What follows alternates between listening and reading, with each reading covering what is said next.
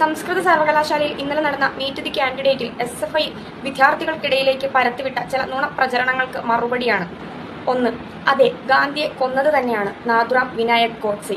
എന്നാൽ നാഥുറാം വിനായക് ഗോഡ്സെയുമായി RSSന് എന്തെങ്കിലും ബന്ധമുള്ളതായിട്ടോ ഗാന്ധി വധവുമായി RSSന് എന്തെങ്കിലും ബന്ധമുള്ളതായിട്ടോ ഗാന്ധിജി മരിച്ച് ഇത്രയും വർഷത്തിനിടയിൽ കോൺഗ്രസിനോ കമ്മ്യൂണിസ്റ്റ് പാർട്ടിക്കോ സുപ്രീം കോടതിയിൽ തെളിയിക്കാൻ സാധിച്ചിട്ടില്ല. ഗാന്ധി വധത്തിൽ RSSന് പങ്കുണ്ട് എന്നാരോപിച്ച് RSSനെ നിരോധിച്ചതും ശേഷം ജവഹർലാൽ നെഹ്റു പ്രധാനമന്ത്രിയായിരിക്കവെ ഗാന്ധിയെ കൊന്ന നാഥുറാം വിനായക് ഗോഡ്സെയുമായി RSSന് യാതൊരു ബന്ധവും ഇല്ല എന്ന് തെളിഞ്ഞതും അതിനുശേഷം RSSന് നേരെ ഉണ്ടായ നിരോധന പിൻവലിച്ചതും പിന്നീട് 1962 നടന്ന ഇന്ത്യ ചൈന യുദ്ധത്തിൽ ചൈനയോടൊപ്പം നിലകൊണ്ടുകൊണ്ട് രാജ്യത്തെ ഒറ്റുകൊടുത്തുകൊണ്ട് ഇന്ത്യയിലെ മാർക്സിസ്റ്റ് പാർട്ടി നിലപാട് സ്വീകരിച്ചപ്പോൾ ഇന്ത്യൻ ആർമിയോടൊപ്പം RSS പ്രവർത്തകർ ഗണവേഷമണിഞ്ഞ് തോളോട് തോൾ ചേർന്ന് ആ യുദ്ധത്തിൽ പ്രവർത്തിച്ചതിന്റെ നന്ദി സൂചകമായി പിന്നീട് നടന്ന സ്വാതന്ത്ര്യദിന പരേഡിൽ പോലും RSS പ്രവർത്തകർക്ക് ഗണവേഷം അണിഞ്ഞ് പങ്കെടുക്കുവാൻ അനുമതി ലഭിച്ചതും ചരിത്രമാണ്.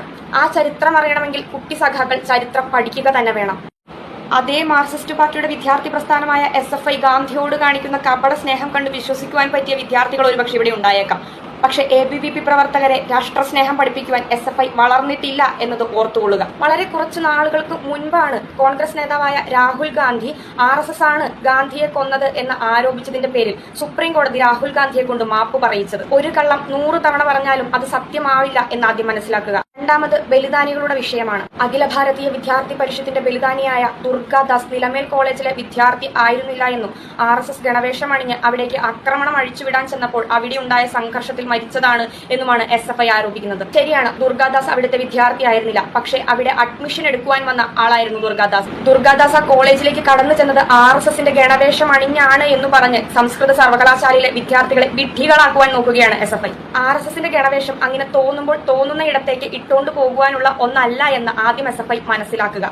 RSSന്റെ ഗണവേഷം RSSന്റെ പദസഞ്ചലനങ്ങളിൽ മാത്രം ഉപയോഗിക്കുവാനുള്ളതാണ്. അങ്ങനെയിരിക്കെ RSSന്റെ നിയമങ്ങൾക്ക് എതിരായി എങ്ങനെയാണ് ഗണവേഷം അണിഞ്ഞ ദുർഗാദാസ് എന്ന വ്യക്തി ആ കോളേജിലേക്ക് കടന്നു ചെല്ലുക? അഡ്മിഷനുമായി ബന്ധപ്പെട്ട് അതിനു മുൻപ് പലതവണയും SFI പ്രവർത്തകർ അവിടെ സംഘർഷം ഉണ്ടാക്കിയിരുന്നു.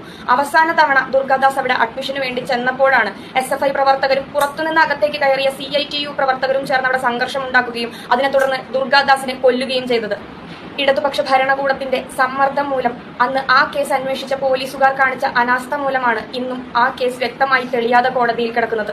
ദുർഗാദാസിന്റെ വിഷയവും സഖാവ് അഭിമന്യുവിന്റെ വിഷയവും ഒരുപോലെ തന്നെയാണ് ഇവർ രണ്ടുപേർക്കും നീതി ലഭിക്കാതെ കിടക്കുന്നത്.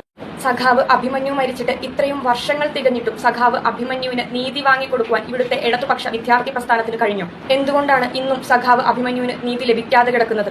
എന്തുകൊണ്ടാണ് സഖാവ് അഭിമന്യുവിനെ കൊന്നവരെ ഇപ്പോഴും ശിക്ഷിക്കാതെ വിട്ടിരിക്കുന്നത്? ആ കേസ് തെളിയിക്കാൻ ഇന്നും നിങ്ങൾക്ക് സാധിച്ചിട്ടില്ല എന്ന് കരുതി സഖാവ് അഭിമന്യുവിനെ കൊന്നത് SDPI പ്രവർത്തകരും PFI പ്രവർത്തകരും അല്ലാതെ ആകുമോ?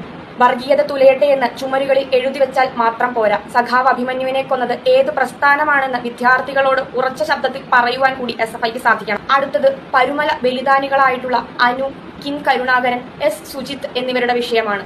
മദ്യപിച്ച് സംഘർഷമുണ്ടാക്കി ഓടി രക്ഷപ്പെടുന്നതിനിടയിൽ പുഴയിൽ വീണ് മരിച്ചു എന്നാണ് SFI ആരോപിക്കുന്നത്.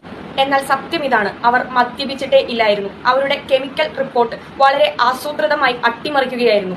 EK നായനാരുടെ സമ്മർദ്ദത്തിൽ അട്ടിമറിക്കപ്പെട്ട കേസാണ് ഇതും. ഈ കേസിന്റെ അവസാനം വിധിന്യായത്തിന് ശേഷം ജഡ്ജി പറഞ്ഞത് ഇങ്ങനെ: ഈ കേസിന്റെ പരാജയത്തിന് കാരണക്കാർ പോലീസ് ഡിപ്പാർട്ട്മെന്റ് ആണ്. ഈ കേസിൽ സെഷൻസ് കോടതിക്ക് മരണപ്പെട്ട കുട്ടികളുടെ മാതാപിതാക്കളോടൊപ്പം കണ്ണുനീർ വാർക്കാനേ സാധിക്കൂ. പക്ഷേ പോലീസ് ഒരു കാര്യം ഓർക്കേണ്ടതായിരുന്നു. നിങ്ങൾ നിയമത്തിന്റെ രക്ഷകരായിരുന്നു ആകേണ്ടത്, അല്ലാതെ രാഷ്ട്രീയക്കാരുടെ അല്ല. സ്റ്റോമക് റിപ്പോർട്ടിൽ നോ പെക്യൂലിയർ സ്മെൽ എന്നാണ് എഴുതിയിരിക്കുന്നത്. നിങ്ങൾ ഈ കേസിന്റെ തുടക്കം മുതൽ കെമിക്കൽ റിപ്പോർട്ട് വരെ ഭരണ സ്വാധീനം ഉപയോഗിച്ച്